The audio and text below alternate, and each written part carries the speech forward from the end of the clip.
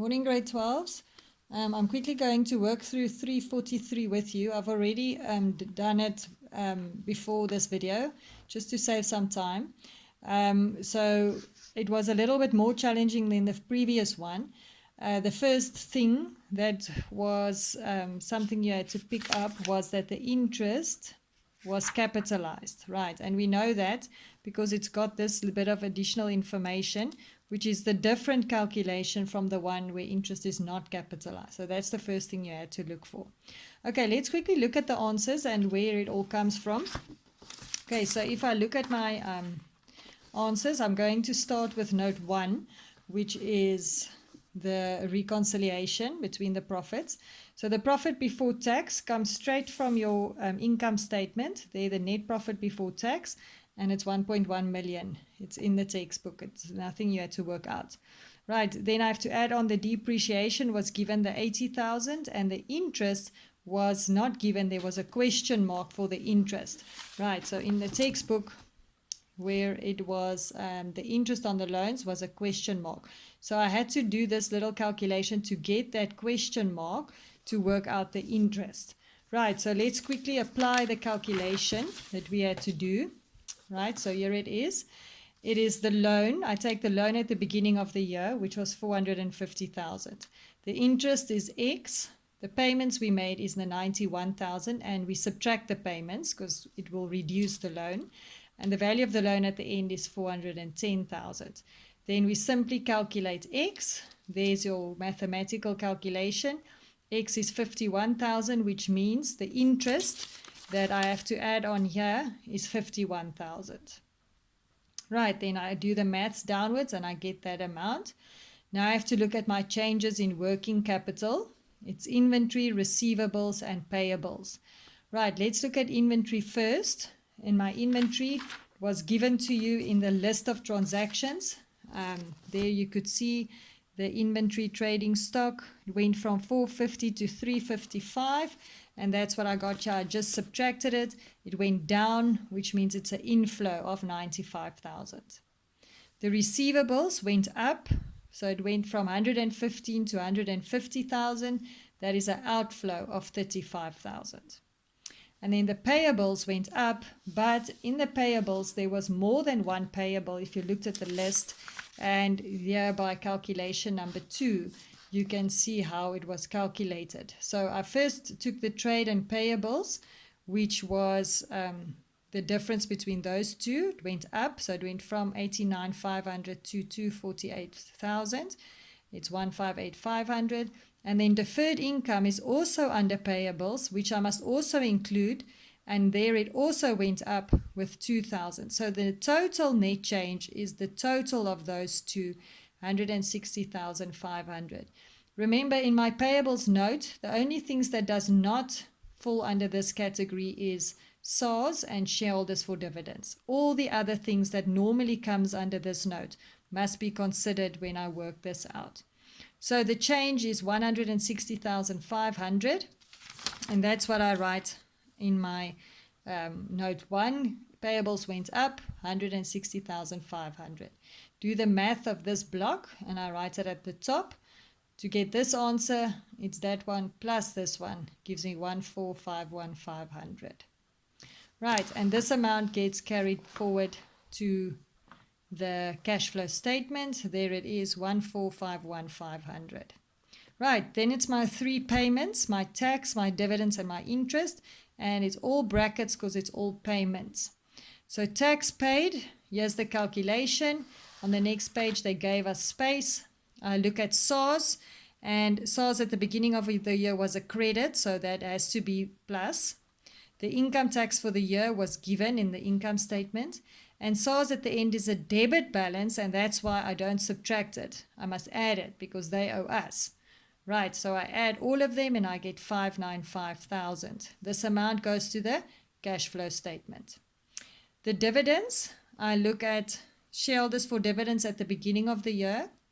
The dividends paid and declared, they didn't give it to me, but in the additional information, they gave me the information of what was the dividends that was paid during the year.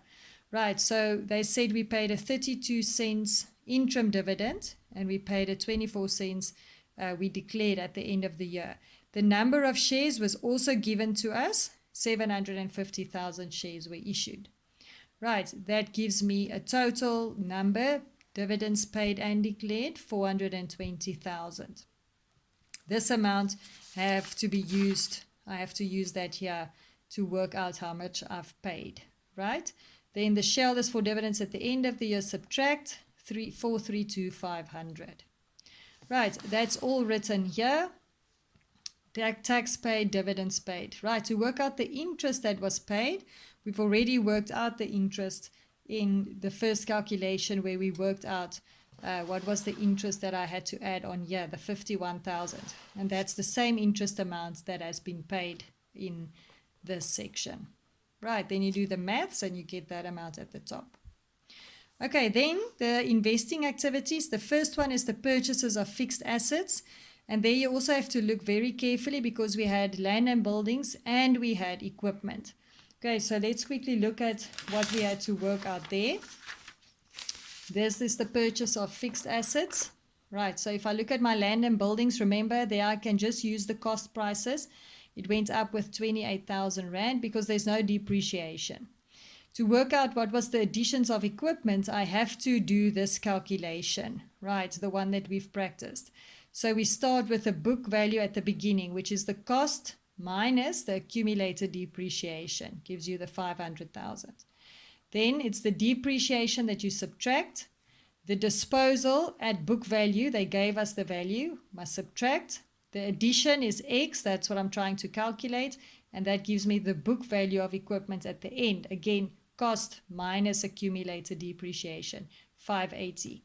Then we solve X, and X adds up to be 178,000. So this is the additions we had for equipment, and that is the addition we had for land and buildings. So the total addition of assets is 206,000. Okay, and that's what I'm going to write in my cash flow statement. Purchases of fixed assets, 206,000.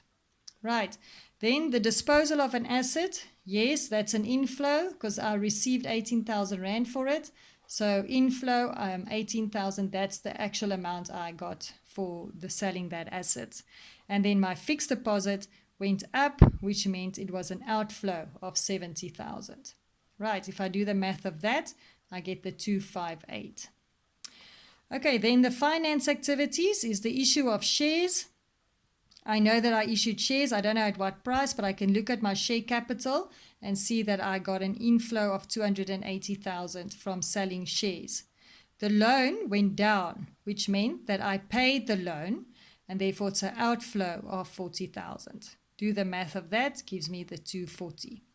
Right, to get the net change, it's all my headings. So it's the finance, it's the operations, the investing, and the finance, and I get 355,000.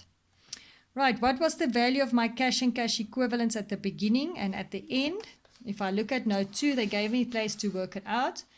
So I only have 2 scenarios, but please look at bank. Bank was in an overdraft in 2006, so that's why it's in brackets, and it became a positive figure in 2007. Which meant the change there is 350,000. Okay, now remember how I always explain it to you. If we are here at minus 110,000 and we got it up to positive 240,000, we had to first make up the loss and then still got it to 240. So the change is 350, basically adding the two together. The petty cash went from 5,000 to 10,000, so it went up, which is an inflow of 5,000. That means my cash and cash equivalents at the beginning of the year is 105, and at the end of the year it's 250, and the change is 355,000. And if I look at my cash flow statement, I already got the change, 355. It should correspond. This is the opening amount for cash and cash equivalents, and it should give me that minus that should give me the balance of cash and cash equivalents at the end.